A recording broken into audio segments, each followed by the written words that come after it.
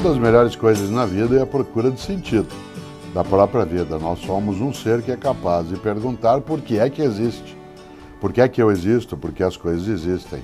Para trazer aqui uma antiga pergunta da filosofia, que parece abstrata, mas ela é muito funda, que é por que que existe alguma coisa e não nada? Isto é, por que que as coisas existem em vez de não existirem? Qual é, em última instância, a razão de ser?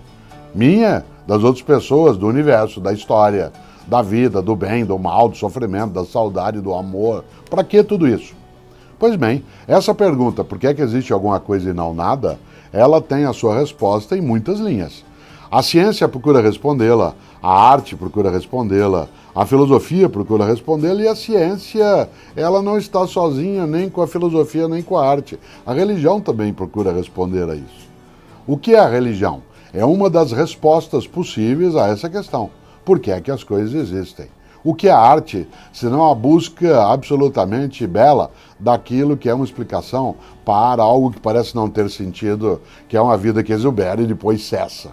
O que é a ciência, senão a tentativa de desestrinchar aquilo que explica a razão e o modo de funcionamento das coisas? E o que é a filosofia, senão a colocação de um grande ponto de interrogação nisso tudo? O educador, teólogo, filósofo Rubem Alves, estupendo brasileiro, né, ele dizia sempre: nós vivemos no século XIX e no século XX o que ele chamava de exílio do sagrado. Isto é, a ciência, com a ideia de progresso, de desenvolvimento, né, a ideia da invenção da máquina no século XIX, a partir da segunda Revolução Industrial, ela veio com tanta força que algumas pessoas fizeram uma conexão estranha. Colocaram a arte, a filosofia, a religião de lado, exiladas, entendendo, inclusive, né, que filosofia era coisa de desocupado, que a arte era coisa de desocupado e que a ideia de religião era coisa de ignorante. Esta noção do exílio do sagrado, para buscar aí um pouco, né, de novo a exposição do Rubem Alves, ela vai ter o século XX como um momento que terminará com uma explosão tecnológica. E a tecnologia em alta escala, que nos aproximou de ideias, de pessoas, de histórias, ela trouxe junto algo que é muito bom. Uma percepção sobre a pergunta do porquê das coisas. Por que assim é? Por que essa superficialidade? Será que as relações elas têm que ser tão epidérmicas como elas são? Será que um mundo que de fato é capaz, né, de brilhar em alta escala, com uma tecnologia redentora que a ciência trouxe, não nos deixa entristecidos, muito isolados, para retomar Guimarães, no meio do grande sertão, sem veredas? Talvez o primeiro homem a entender isso melhor, no final do século XX, tenha sido Steven Spielberg, porque no filme ET, para quem se lembra dos anos 1980, ele faz uma cena maravilhosa. Não por acaso coincidindo com uma cena equivalente no Renascimento, porque o Renascimento e os tempos que nós vivemos agora, eles carregam a mesma condição de efervescência tecnológica, cultural, política, urbana.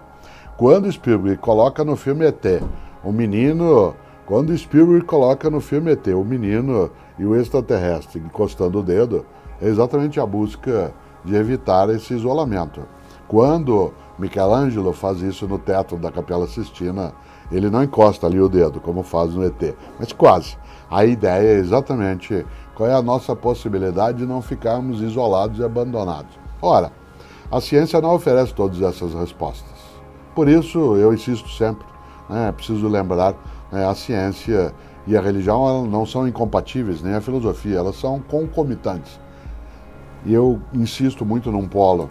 Se pensa, quando se fala em exílio do sagrado, e alguns até imaginam que só é possível uma conduta decente e ética quando se tem religião, e não necessariamente, porque em nome da religião e a partir dela, muito horror já foi praticado e muita beleza também.